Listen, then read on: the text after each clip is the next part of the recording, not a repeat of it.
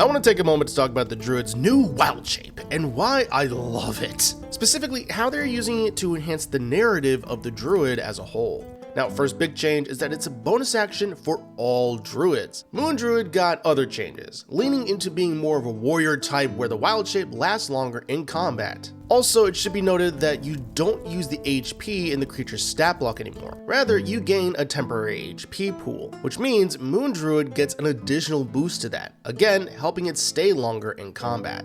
However, that's not the only major change, and not really the ones I want to talk about, or at least focus on. Wild Shape can do more than just cause a shape change now. You can use a Wild Shape to cast a spell, Find Familiar, which, yes, while not an animal companion in name like the Beastmaster Ranger, it does mean that base druids can have an animal of some kind following them around. For those who have been around since the 3.5 days or even earlier, this does feel like a return to form, because to me, a druid without an animal companion of some kind, be it familiar or otherwise, feels weird. So I like that a druid can finally get an animal companion of some kind, even if it is just a Find Familiar spell. Furthermore, Wild Shape can be used in tandem with your spell slots. So if you're out of Wild Shapes but you feel the need to do so, then you can expend spell slots to do it. The inverse is also true, where if you're out of spell slots, then you can use your Wild Shapes to cast spells. Yes, this is incredibly similar to the Sorcerer's ability. However, I love this because it taps into the Master of Nature part of Druid, that they access the magic within nature, just as sorcerers tap into the magic innate within themselves. So using your Wild Shapes to cast nature's magic, as well as even summon an animal companion.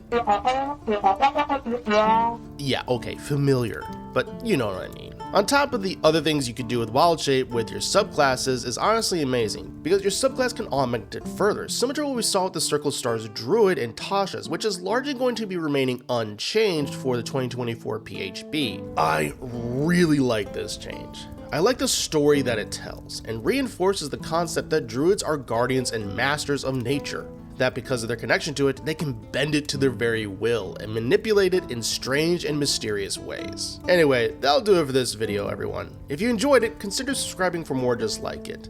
With that, I'll catch you all next time.